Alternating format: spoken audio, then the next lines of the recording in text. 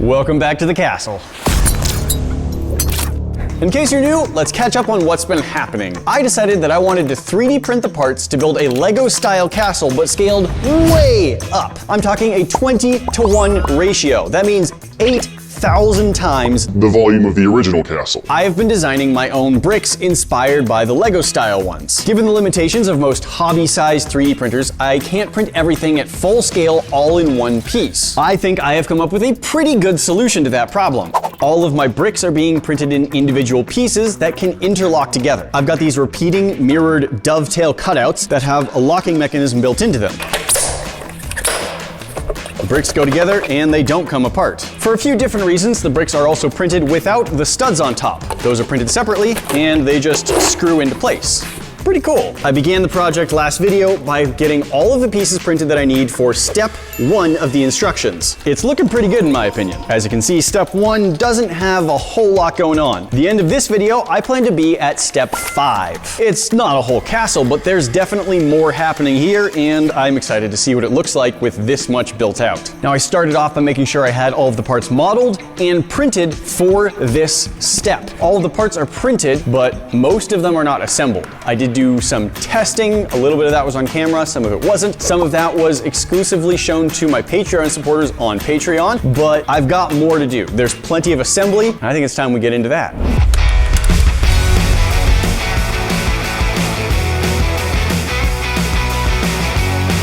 All right, I got a lot more floor pieces down. Now, I only was focusing on getting enough pieces that I could do the next steps in the instructions. So this middle courtyard sort of area is not yet filled in. I will, of course, be getting to that over time, but it's kind of the least important part of the ground because nothing gets built on top of it. Now, I did focus too much on getting the number of pieces and like the ones I needed to print on, and I didn't get around yet to printing all of the edge pieces I need. Parts that don't have the scalloped dovetail edge on one side, so those are printing now, but they aren't mostly necessary for actually putting down the next pieces, so they come second to getting what's needed. It's time to assemble some bricks. Step 2, what are we gonna need? Well, we need some 3x1 bricks, some 2x2 bricks. Let's just start with those. So we need 1, 2, 3, 4, and then a couple 3x3. Yeah, let's start clicking bricks together.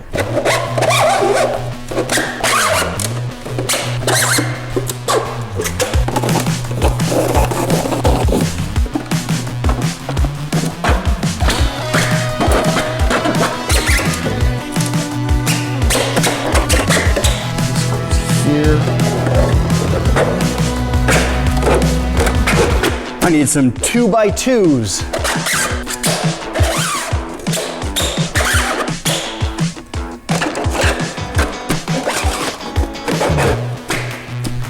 Now, as I'm putting these bricks down, that brings me to something I want to do some testing on. How strong are these bricks?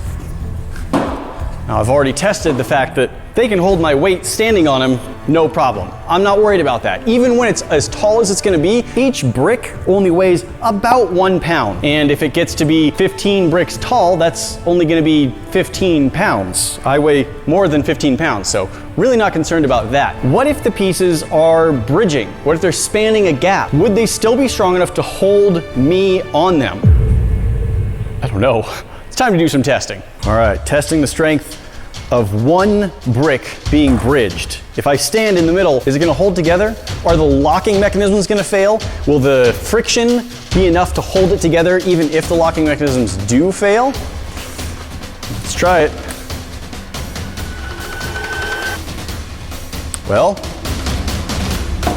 no issues there. How wide can it go and still hold me up? I'm gonna start off with making a 1x6, and then I'm going to increase the gap one brick at a time until either it fails catastrophically or I feel nervous about it failing catastrophically. Like if I see it flexing a lot and hear tearing plastic sounds, I'd probably stop there.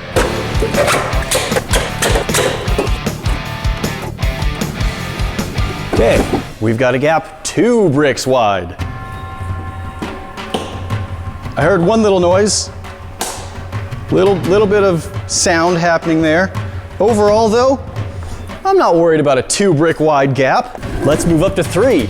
Whew. Okay. Hey, not bad. I think it looks like the bottom's curving and bending just a little, like the gaps in between the individual pieces are widening, but it's holding me for sure. Let's go to 4. This is honestly where I start to get a little nervous about it. Here we go. There's sounds going, but hey, still good. I've maxed out the full support of these bricks, but I'm gonna try setting up supports just on the very ends, so I almost have 6 brick wide of a gap, just overlapping by ½ an inch or so on the ends. How's this gonna go? Ooh, we got creaking sounds, but it's still holding me up, no problem. I like that. Excellent. So these bricks are doing great. If the whole castle was made out of nothing but 4 brick wide spans, then I think I would be perfectly comfortable standing or walking on any part of it. But the bricks are very strong compared to some other parts. Let's see how well a 1x6 plate, that's the shorter height, does compared to the bricks.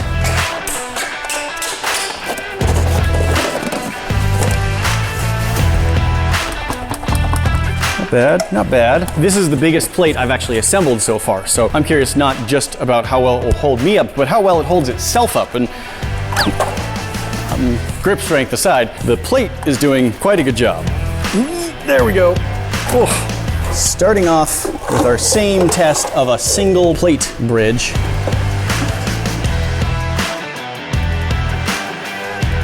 With 1, we're good. I'm definitely nervous about this one. I do not think it's gonna hold together as well as the bricks did. As I press down, a lot of force is pushed on those dovetail attachments as it tries to like bend and spread apart. The bricks have 3 times as much of that as the plates do, and so I assume they're just a lot stronger. 2-plate bridge. Ah! That's scary sounds. I didn't like that at all. I mean, technically it held. It did hold me up. It was scary. Moving out to 3.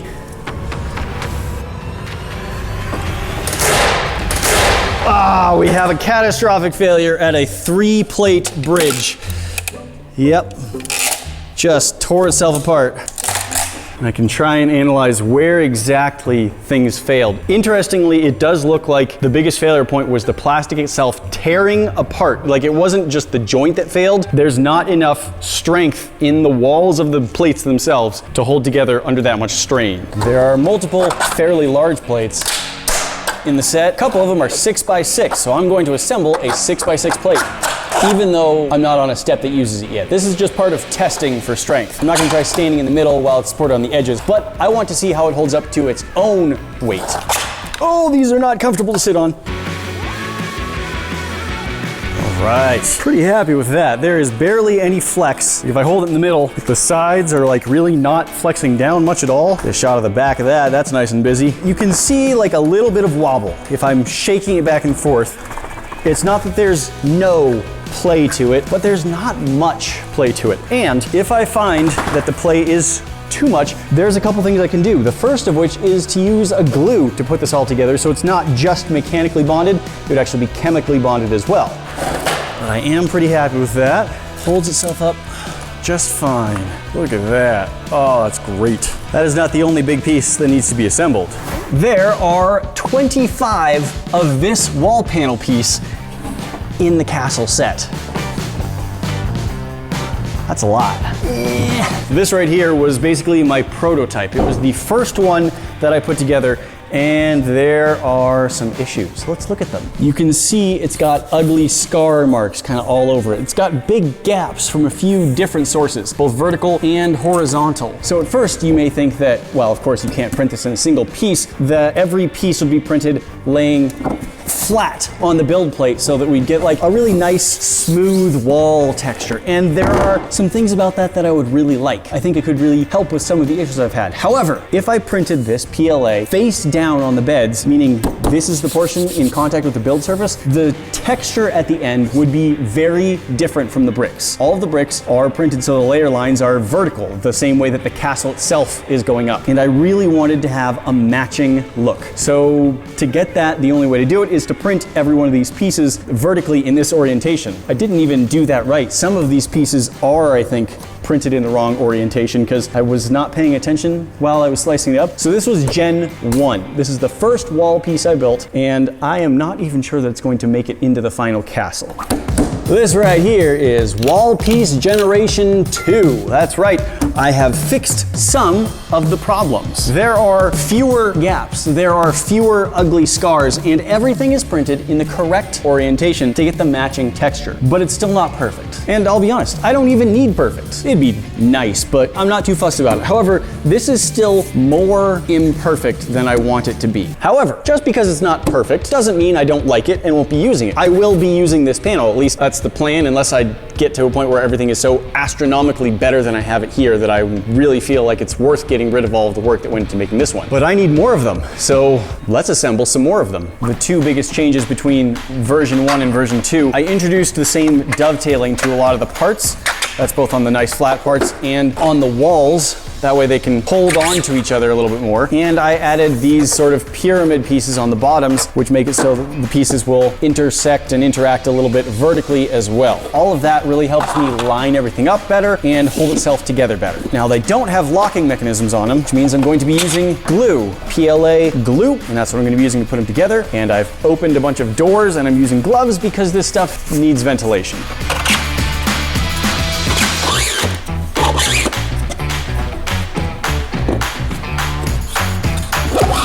One other little thing that I changed that is very helpful for me, I put the number of each piece on the top right corner so I can keep track of where they go exactly. Some of them look really similar but are a little bit different. This helps.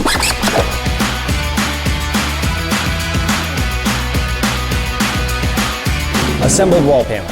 Now overall, I am okay with this. I don't love it. I love a lot of things about how this project is working. I love the dovetailing and click lock function of the bricks so that I don't need to be gluing them together. I would not be opposed to figuring out something like that with the walls, but I do think some things need to be solved. How to fix the vertical gaps between bricks. 3D printing is awesome, but it can't do a perfect 90-degree corner. Just as it extrudes plastic, it's going to have a slightly rounded corner that's going to leave gaps when you try and smush two things together. That is something else I would love to solve, and I would love your help solving it. So, my channel now has a Discord. The link for that is down in the description. And it's for the whole channel overall, but a big part of it is for discussing this castle. There's a whole subsection on there specifically for discussing this project. And if you think you can help solve one of these problems, I would love to have you join the Discord and discuss what can be done about this. That's not the only issue I want to solve, but it is one of the main issues I want to solve. In the Discord of my channel,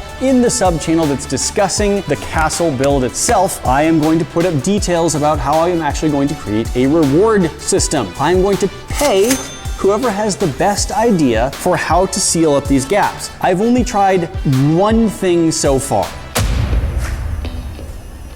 This is the best thing I've found so far for sealing up gaps. It's a 3D printing pen. They're very cool as a technology, and you can just push the button and get it to feed out. And if I do it at just the right speed, it does an okay job of filling the gap. Not an amazing job, but an okay job. If there's something faster, better, that looks even kind of as good, I really want to know about it. The problem is that I can't do any painting. I could use Bondo, I could use body filler or spackle and fill these gaps and paint over it, and that would help a lot. But I am using the color of the bricks. Speed is very important, and not painting is very important. So I would love to hear your ideas on how I can minimize these gaps. Don't have to get rid of them 100%.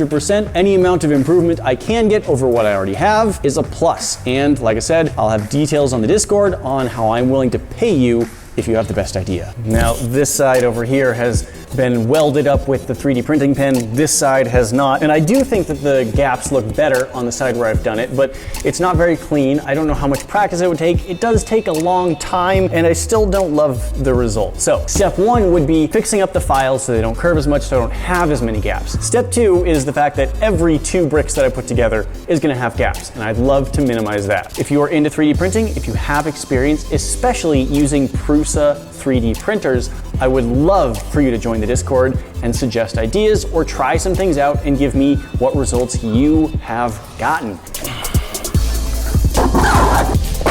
Haha! First wall piece install. I spent all the time cleaning up the gaps on the other side. So half of the other side looks great. This side, I still gotta do something to clean it up a little bit.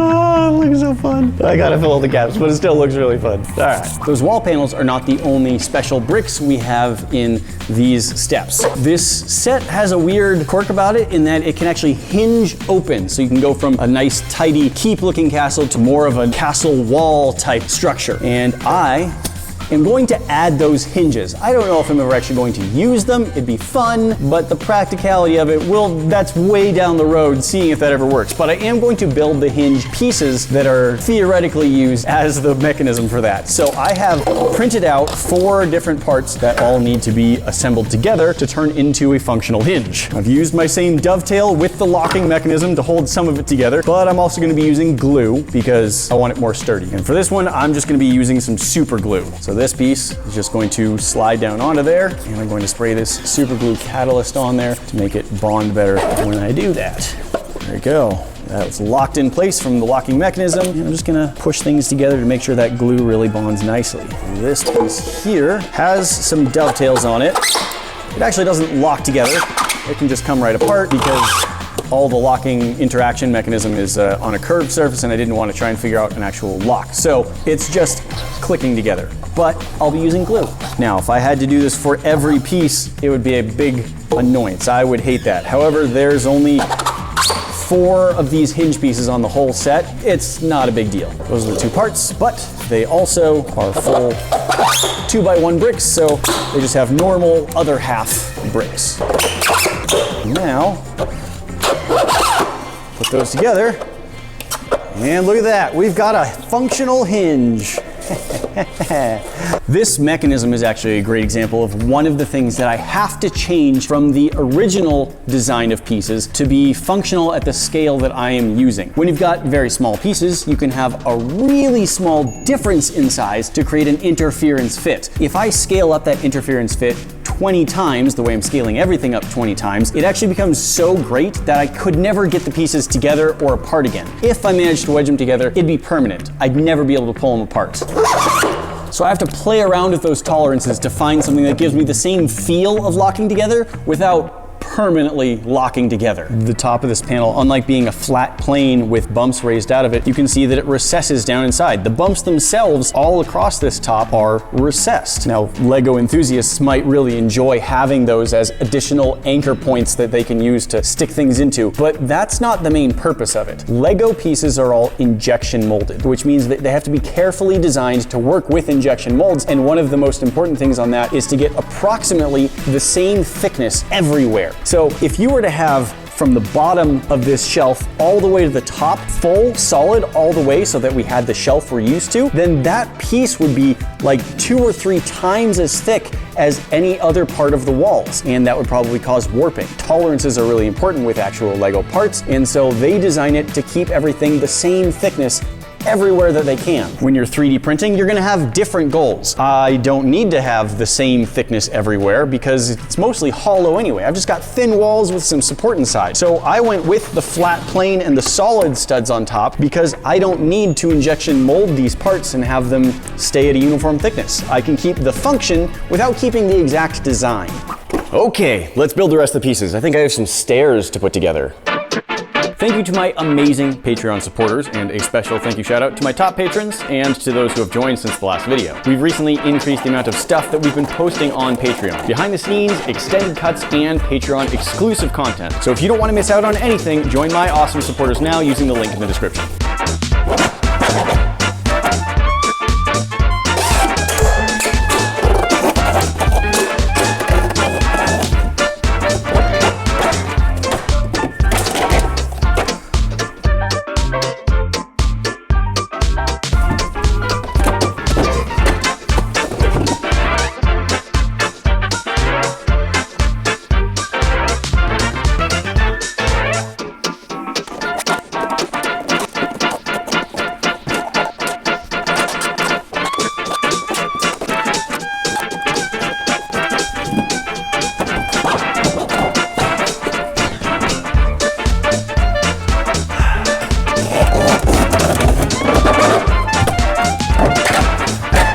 more 3x1s.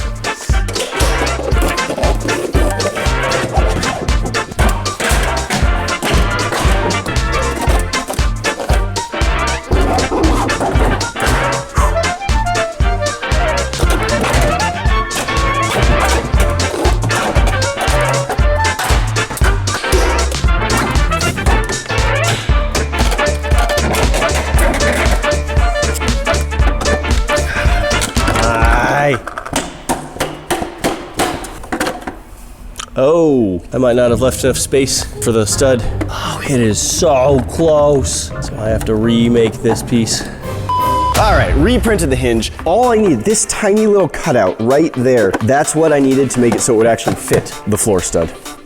Such a tiny difference.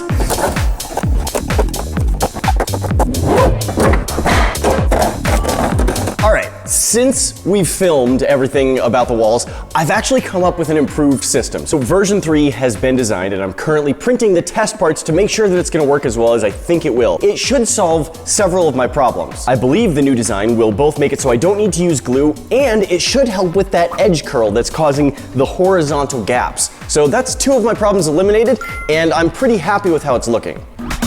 Ooh, all right, that takes us to about the end of step 5 in the instructions. There's still a couple things missing. Gotta redesign that hinge. There's actually also a prison door that will go right here. That's gonna be kind of the beginning of the next episode, so make sure you're subscribed so you don't miss any of that. But overall, I'm very, very pleased with how everything's going together. It's so fun to see this start to come together and to really get a vision of what it's going to look like. Very excited with how it's going along. I hope you are too, and I hope you're subscribed so you don't miss anything. A huge thank you to the people who have supported this project by buying a floor tile with your name shared with some other people, or even a custom logo, or the people who have gotten their name printed on a brick. It means a huge amount to me that you guys are supporting the project in this way, and some of your names and logos have already shown up, and some of them still are showing up, and will continue to do so in all of the future videos. I do want to make a couple notes, however. The logo floor tiles are sold out, and I don't know if we're going to be bringing all of those back. I'm still working on designing and printing some of those, so they haven't even all made it onto the floor yet, because they take a long time to do, both in terms of design